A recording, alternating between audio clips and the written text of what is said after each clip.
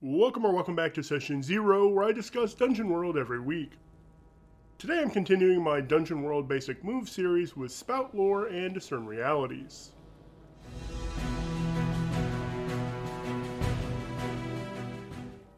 Before covering the specific moves, I want to cover the basic anatomy of a player move for any non-Dungeon World players who may have stumbled upon this video. I'm going to include this segment in all 4 of my videos on basic moves, so feel free to skip ahead to this timestamp if you're familiar with it, but listen to it at least once if you don't mind. Some player moves just provide a benefit, like the fighter's Iron Hide, which simply states you gain +1 armor. Many provide a trigger and a benefit. The Paladin's Perfect Knight reads, when you quest, the trigger, choose 3 boons instead of 2, the benefit. Others, including all of the basic moves, have a specific trigger, call for a die roll, and provide a range of results. The trigger is simple to understand, when you do something specific in the fiction. This is meant to promote leading with fiction, because you trigger the rest of the move by stating your fictional action. A player will know which move they're planning to trigger, but everyone at the table should be listening for when triggers apply.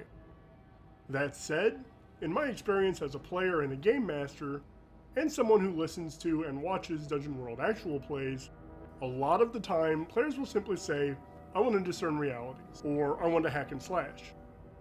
This is something I fought hard against when I started GMing for Dungeon World, but really it's fine. Just remember to ask something like, what does that look like, before any dice are rolled. Next is the call for a die roll with roll plus mod.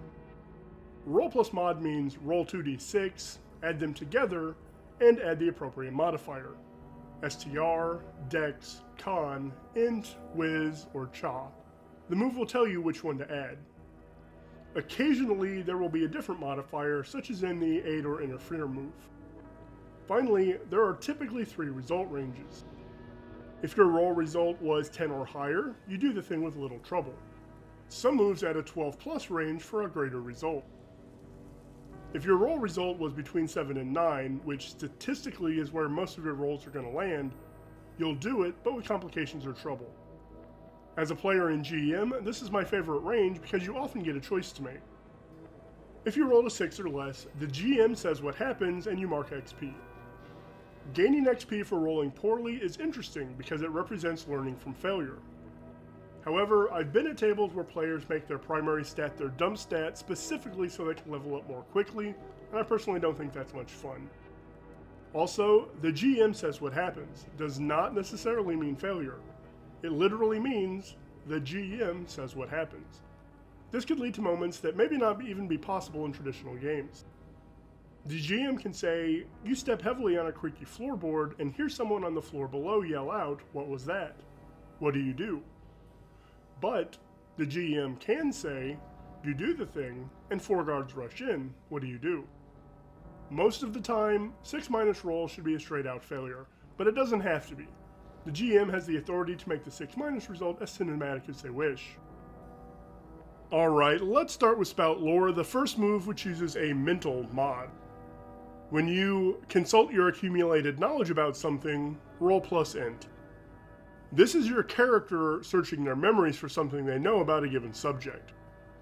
Your character, not you, so it's not necessarily something that's come up in the fiction before. On a 10+, the GM will tell you something interesting and useful about the subject relevant to your current situation. These are facts and how you can apply them right away. On a 7 to 9, the GM will only tell you something interesting. It's on you to make them useful. These are just facts, and you as the player need to find ways to make them useful. The GM might ask you, how do you know this? Tell them the truth. Number 1, as the GM, I always ask this. It's free world building that I didn't have to do, and it might lead to all kinds of other fun fiction. Number 2, tell the truth goes both ways. The GM needs to tell you truthful facts, and if you rolled a 10+, how to make them useful. Likewise, you need to tell the truth when you're asked, how do you know this? Because it becomes canon as soon as you say it. You may have noticed that this move doesn't follow the mold for generic basic moves I covered earlier because you're not getting a choice on a 7 to 9 result. The next move doesn't either because you're going to get a 7 to 9 and a 10+ choice. Discern Realities reads, when you closely study a situation or person, roll plus whiz. I think this trigger is a little awkward because of the word situation. I think it implies that you can't just walk into a room and examine it for clues, gold, or traps. But if I'm looking for clues, it's because the situation indicates there might be clues there. If I'm looking for gold, it's because the situation has indicated there might be gold there. The same goes for traps. So I think the word situation is fine, but if it trips you or your players up, change it slightly to when you closely study an area or person. This is not a quick scan. When you closely observe means you're looking in or under things or spending time watching an NPC at a party or foe in a battle. On a 10+, ask the GM 3 questions from the list below. On a 7 to 9, ask only 1. Take +1 forward when acting on these answers. The questions are, what happened here recently? What is about to happen? What should I be on the lookout for? What here is useful or valuable to me? Who's really in control here? And what here is not what it appears to be? These questions are perfectly adequate. Your players may want to ask different or specific questions, but these are quite good. They'll cover pretty much anything. Also, the answer nothing is valid if the honest answer to the question is nothing. The thing that might throw a GM off, though, is when a player asks a question they aren't expecting. For example, when you describe an area in which some type of fight has occurred, chairs are thrown and broken, a table's been overturned, a player closely studies the situation, rolls a 9, and asks, who's really in control here? This is a time when I'd probably tell them to ask a different question rather than just answering no one. I think any other question would work well for this situation though.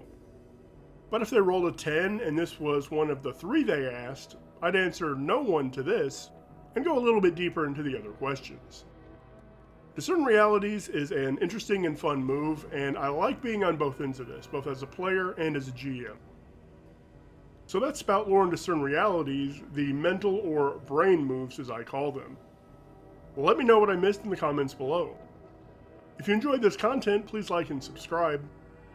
Thanks for watching, and I hope you come back next week for Defend and Parlay. Have a great day.